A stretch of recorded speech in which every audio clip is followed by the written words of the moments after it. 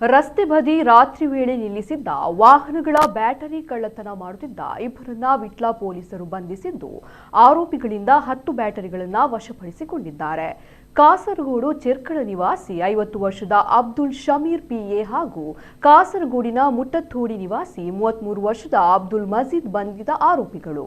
ಕಾಸರಗೋಡಿನಿಂದ ವಾಹನಗಳಲ್ಲಿ ಬಂದು ವಾಹನಗಳ ಬ್ಯಾಟರಿ ಕಳವು ಮಾಡಿ ಆ ಬಳಿಕ ಆರೋಪಿಗಳು ಪರಾರಿಯಾಗ್ತಾ ಇದ್ರು.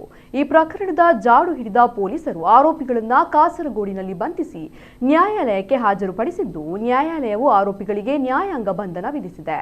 ಇನ್ನು ಇವರ ವಿರುದ್ಧ ಲಾರಿಗಳ ಬ್ಯಾಟರಿ ಕಳ್ಳತನ ಪ್ರಕರಣಕ್ಕೆ ಸಂಬಂಧಿಸಿದಂತೆ ಒಟ್ಟು 5 ಪ್ರಕರಣಗಳು ಕೂಡ ದಾಖಲಾಗಿತ್ತು.